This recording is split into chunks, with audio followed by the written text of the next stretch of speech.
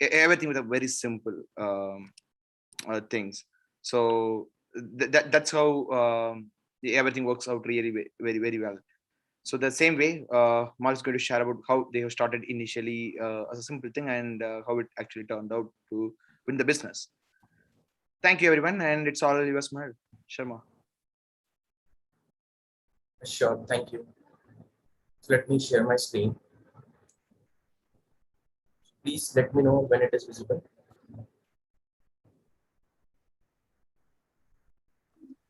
We can see your screen. Looks great. Sure, thank you. So I'm hoping you are seeing the journey to Terraform screen, right? Yes, exactly. And now it is full screen. Great. So let's first let me introduce myself. So as you know, my name is Mehul. So I am a DevOps engineer at Opstree Solutions. So basically, we are a service-based company, and we provide solutions to a lot of organizations.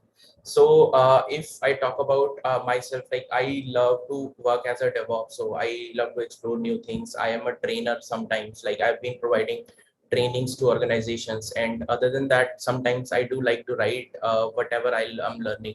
So sometimes I do blogging as well, and other than that, I am also open source contributor for Azure Terraform module. So I've been been trying to write a few modules on Terraform for Azure. So this is about me, and one more thing to add. So here I'll be giving training with my colleague Deepak Gupta. So he's also from Opstree.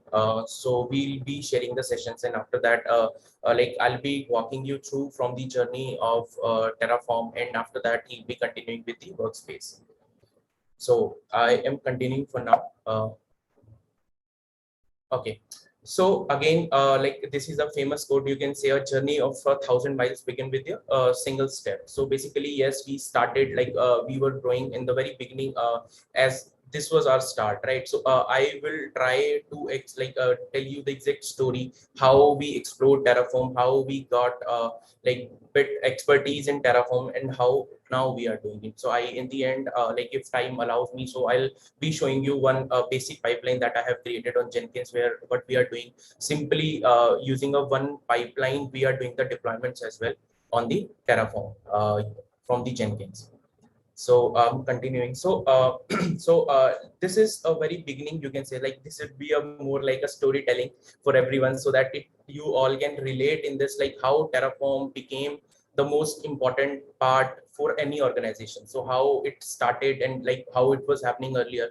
So let's take the example of any organization. So I am taking example of Opstree Solutions. So what will happen, like it is let's say this is very beginning. So and we are only having a first client. So this is our first client.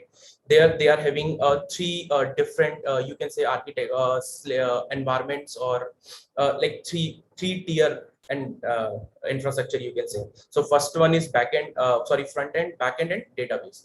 So you can say a 30 servers stable infrastructure. So what you will do, so this is simply normal thing. You can say like this is a basic infrastructure. Any person, but what they will do is they are just manually creating it, right? So I can manually create this infrastructure because this is stable one. I don't need not to change anything in future. So that is fine. But let's say we got another client. Here what is happening, so we have a dynamic infrastructure. So I'm hoping like this is clear, like what I mean by dynamic. So dynamic means like we have to extend and like sometimes decrease the infrastructure, right? So we have to create few instances at sometimes, and with the when the load comes, and you can say multiple environments. For example, I have a dev, qa, uat3 production, like a lot of environment I may have, and 1,000 servers. So that time we started with you can say infrastructure as a code. So for example, that time what we were doing, because our only client was AWS that time, right? So we were using like we started using Jenkins at that time. So we were planning to have a one-click setup. So where what we were doing, so here I have taken the example of Python, but this could be any scripting language, right? So for example, I have to create 100 servers, so I just need to write a script to create 100 servers using the AWS CLI. So that was simply that. So like we were using AWS. You can take the example of CloudFront as well. So sometimes we use CloudFront as also.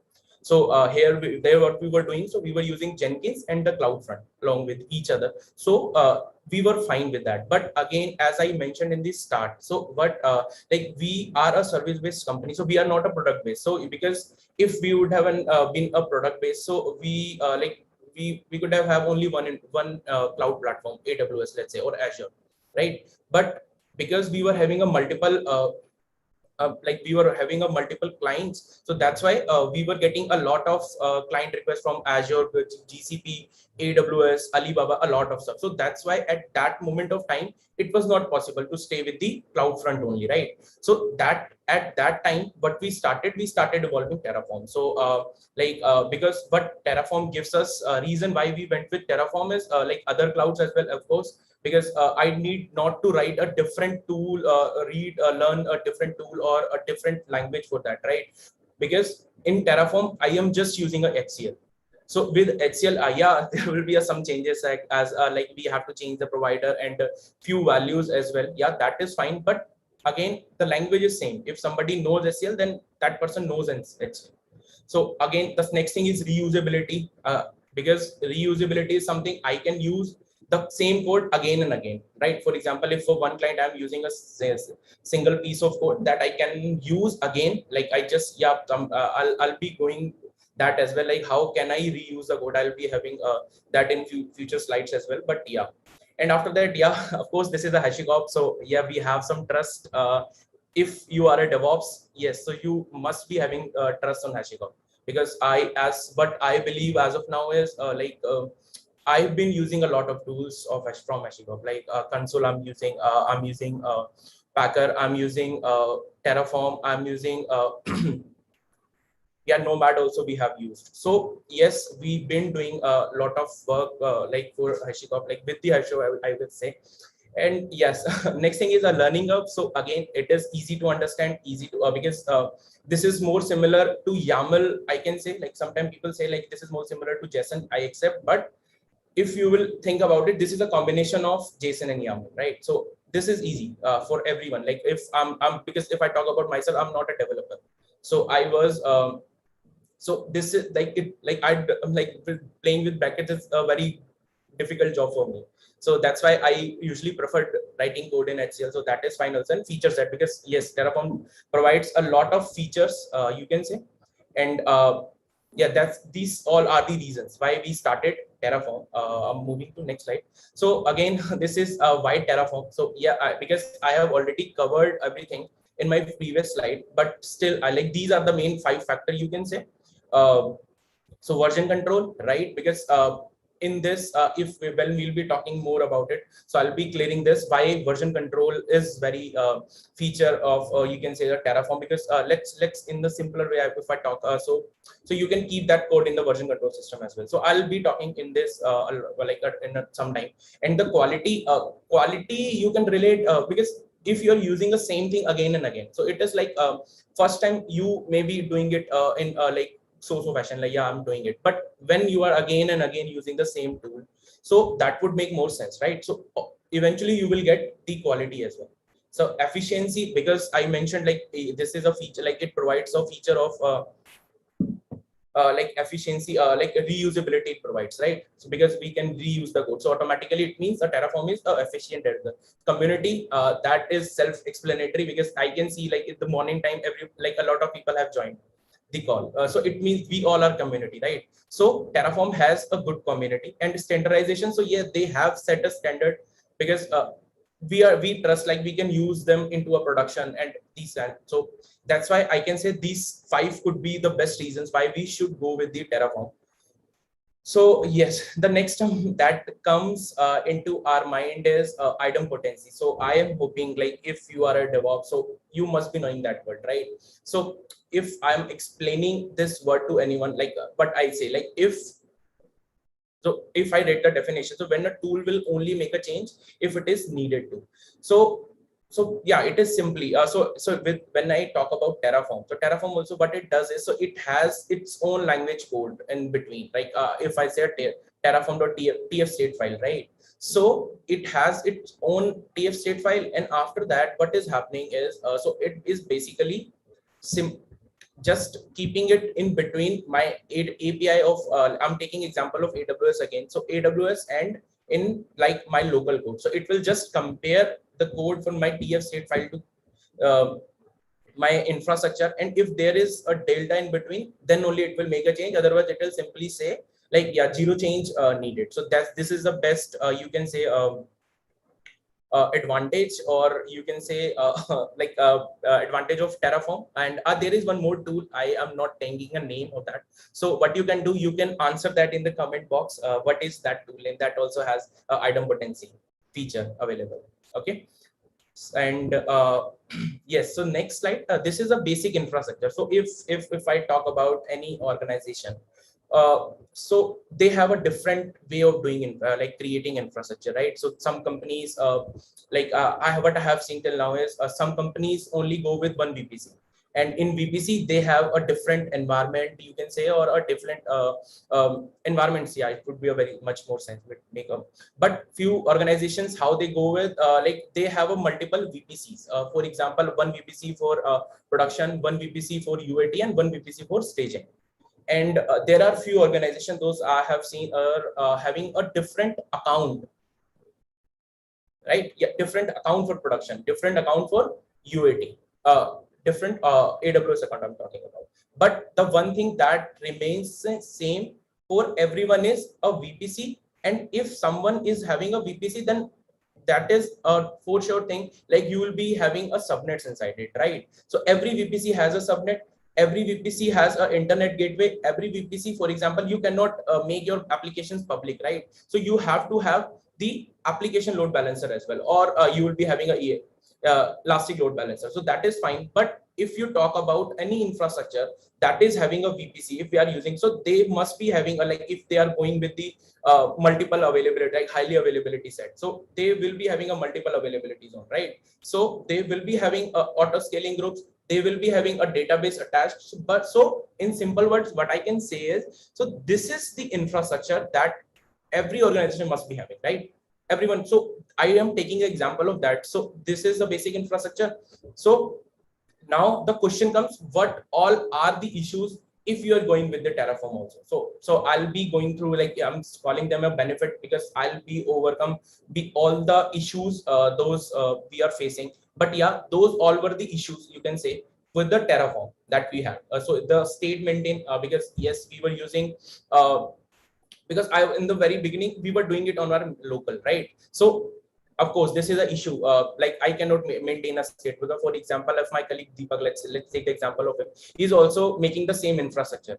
So but if he has a same state file in his local, and I have my own TF state file, then it won't make sense, right? So automatically, if he's changing something but my TF state file is not aware, so automatically it gets changed. And after that, consistency, again, consistency means I may be having a different version on that, and Deepak may be having a different version of Terraform. For example, I am having a 0.11 and he's having a 1.4 or 1, right? So this is a, like there is a possibility maybe some piece of code is working for him but not for me, and some is working for me and not for him. So this could be a situation like this was the issue in the very beginning. Tracking was very difficult, because nobody knows who made the change. So for example, I created an infra, and after that Deepak just was, because we were doing in the local, so so he just again because he made some changes, different changes, and after that he applied again, so it got corrupted, right? Manageability was difficult because we were using a different code.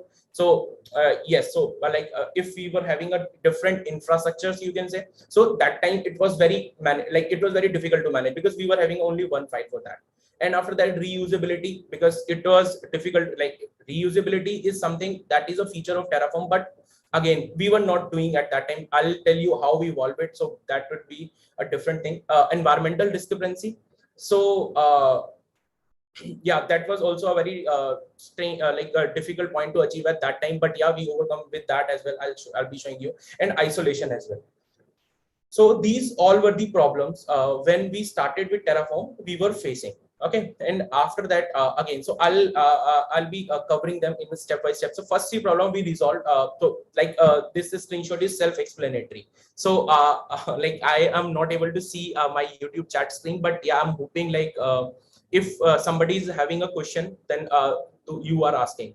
so that in the end we can answer all the questions, right? So if I take the example of this specifics slide, so what is happening? So first three problems were state, consistency, and the tracking. So what we did for the state, everybody's I'm hoping like people know, but I'll just try to touch base upon it. So backend, if you have heard the concept of, so there are two type of backend, you can say, local and remote. I'll not be going inside it a lot because the time constraint, but yes, so that was the feature.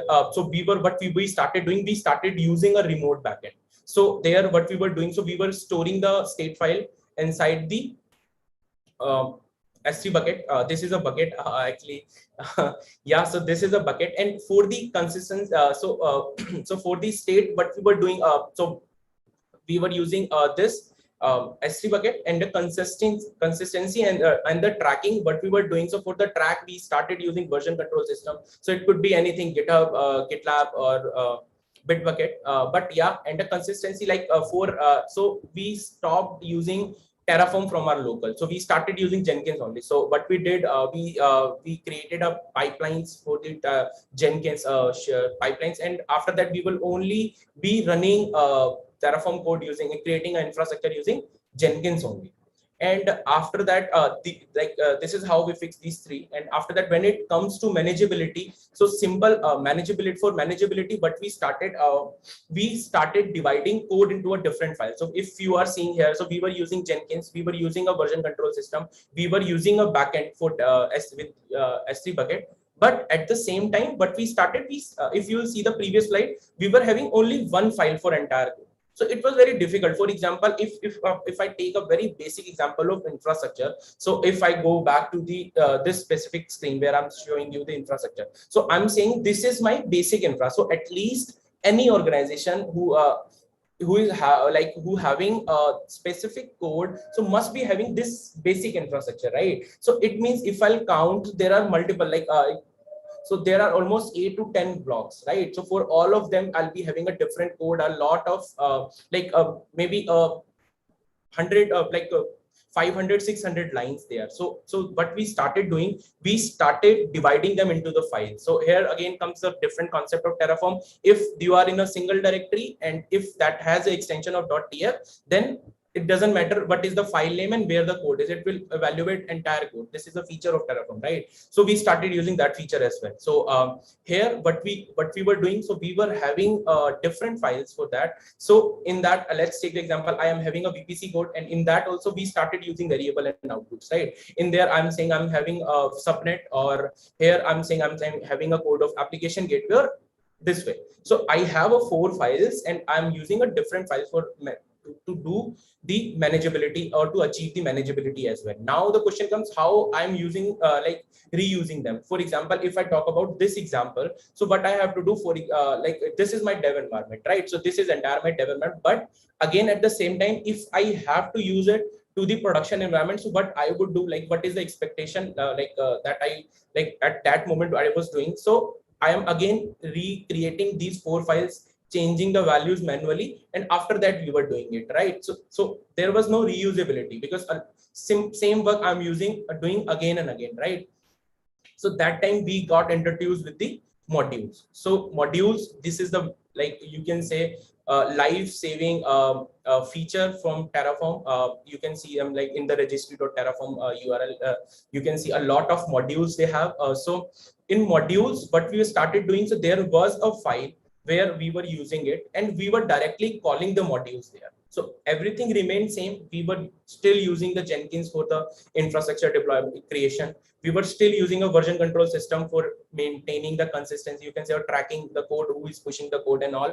And we were still going with the bucket for this state. But the thing that changed is we started using modules. So here what we were having a simple base of code somewhere present. You can say a lot of ways you can call the modules of from the version control system, again from your local and anytime.